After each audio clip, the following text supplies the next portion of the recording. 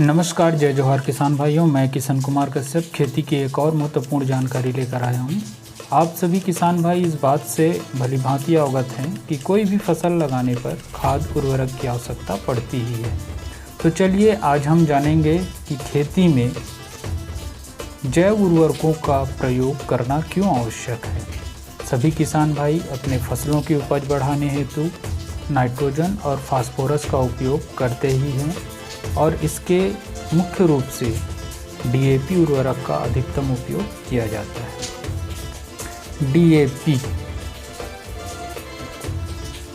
DAP जिसे हम di ammonium phosphate के नाम से जानते हैं, यह एक मिश्रित रासायनिक उर्वरक है। इसमें मुख्य रूप से दो पोषक तत्व होते हैं, नाइट्रोजन और फास्फोरस को विस्तार से जानते हैं। सभी उर्वरकों के पैकेट में उपलब्ध तत्वों की जानकारी या कंपोजिशन लिखा होता है। उसी प्रकार डीएपी की बोरी में भी उसका कंपोजिशन लिखा होता है। आपने ध्यान दिया हो तो, अन्यथा डीएपी की पुरानी या नई बोरी में आप इस कंपोजिशन को देख सकते हैं। बोरी में डीएपी एनपीके 18-46-0 लिखा होता है। साथ ही छोटे अक्षरों नाइट्रोजन 18%, पी या P2O5 T 46%, इसके साथ ही P2O5 या केवल P और कोष्टक में लिखा होता है CS, इसका मतलब हम आगे आपको बताएंगे।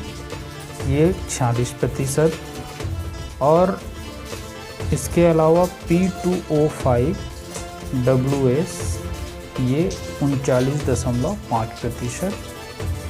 इस प्रकार से कंपोजिशन के बारे में लिखा होता है। ये अलग अलग कंपनियों के उर्वरकों में अलग अलग मानक लिखा हो सकता है। पहले जानते हैं डीएपी से उपलब्ध नाइट्रोजन की, जो 18% होता है। डीएपी से प्राप्त होने वाला नाइट्रोजन यूरिया से मिलने वाले नाइट्रोजन से भिन्न होता है।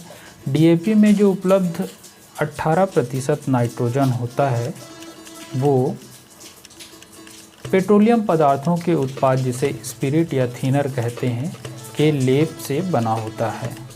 इसकी पहचान के लिए आप डीएपी के कुछ दाने लेकर के, दानेदार डीएपी का आप पानी में घोल लीजिए। उसको पानी में घोलने के बाद आपको तैलीय पदार्थ के जैसे पानी के ऊपर तेल पड़ जाता है, उस प्रकार से आपको दिखाई देने लगेगा।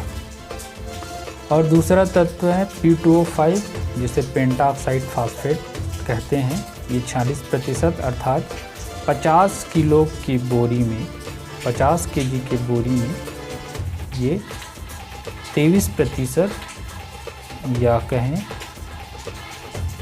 23 किलोग्राम P2O5 होगा। बाकी 27% जो है आपका फिलर या इनर्ट मटेरियल के रूप में होता है। हम बात करेंगे क्रिब्को कंपनी की। क्रिब्को कंपनी की डीएपी के बारे में। क्रिब्को कंपनी के डीएपी से मिलने वाले पोषक तत्वों की मात्रा का, इसमें नाइट्रोजन 18%, इसके अलावा P और T इस प्रकार से इंकित होता है। T से तात्पर्य है टोटल और P फास्फोरस, जो कि P2O5 पेंटाऑक्साइड फास्फोरस के फॉर्म में रहता है। ये टोटल 40%।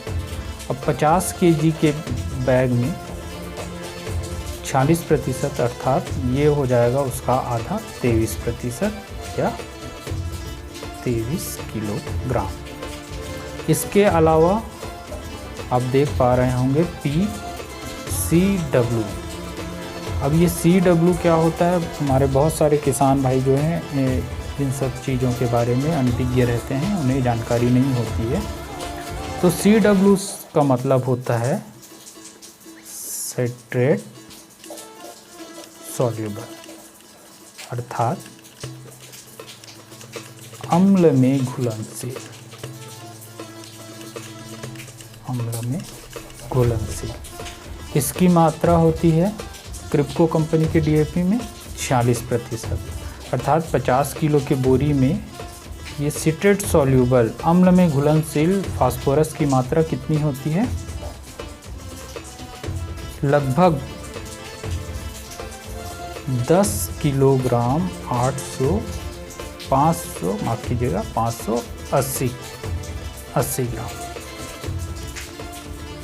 सिट्रेट सॉल्यूबल जो अम्ल में घुलनशील होता है, आप सब जानते होंगे, फास्फोरस जो है 80% फास्फोरस जो है ज़मीन में फिक्स हो जाता है, मृदा में फिक्स हो जाता है स्थिरीकरण के माध्यम से, और वो पौधों को उपलब्ध नहीं हो पाता है।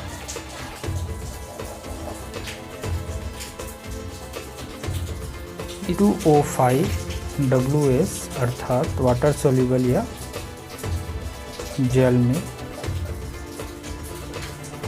घुलनशील, इसकी मात्रा लगभग 9 किलो 85 ग्राम होता है। ये पौधों को इजीली अवेलेबल हो पाता है।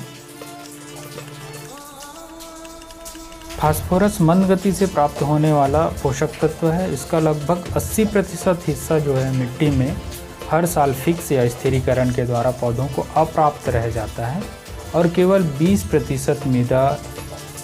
20% मात्रा जो है मृदा के पीएच सही होने पर उपलब्ध हो पाता है। जो किसान भाई लगातार वर्षों से डीएपी या एसएसपी सिंगल सुपर फास्फेट या राखड़ जिसको राखड़ के नाम से भी जानते हैं, ऐसे उर्वरकों का बम्पर उपयोग कर रहे हैं, उनके लिए जैव उर्वरकों का उपयोग करना बहुत ही लाभदायक व किफ़ायती साबित होता है। जो किसान भाई डीएपी का बम्पर उपयोग विगत वर्षों से करते आ रहे हैं, उसे वर्षों से स्थिरीकृत P2O5 अपने फसलों को उपलब्ध कराने के लिए PSP अर्थात फास्फोरस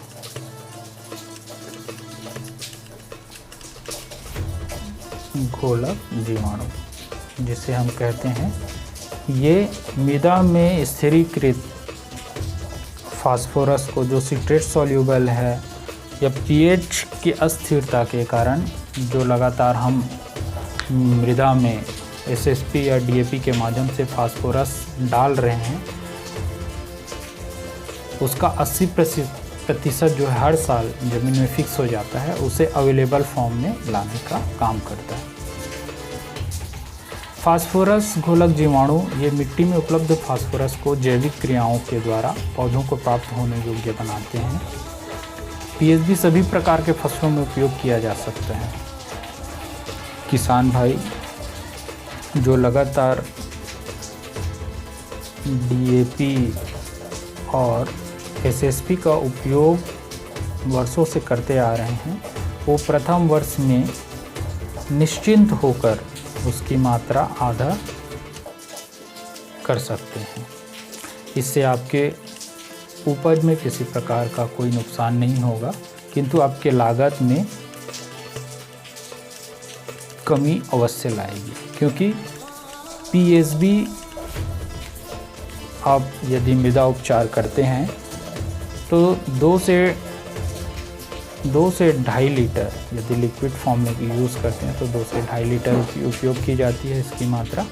और यदि आप बीजोपचार के लिए 250 से 500 ml बीजोपचार के माध्यम से आप दे सकते हैं। यदि आप पीएसबी का उपयोग करते हैं तो आप डीएपी की मात्रा आधी कर सकते हैं। इससे आपके लागत में कमी आएगी और आपके उपज में किसी प्रकार का कोई कमी नहीं होगी। जो आप जितनी मात्रा आप अपने फसलों में उपयोग करते आ रहे हैं उसकी मात्रा आप कम कर सकते हैं। इससे आपके खेत की जैविक स्थिति का भी सुधार होगा, आपके खेती में लगने वाली लागत भी कम होगी और इससे आपको फ़ायदा होगा। जानकारी कैसे लगी कमेंट करके ज़रूर बताएं। मिलते हैं एक ऐसे ही नई जानकारी के साथ, तब तक के लिए मुझे विदा दीजिए। जय जोहार।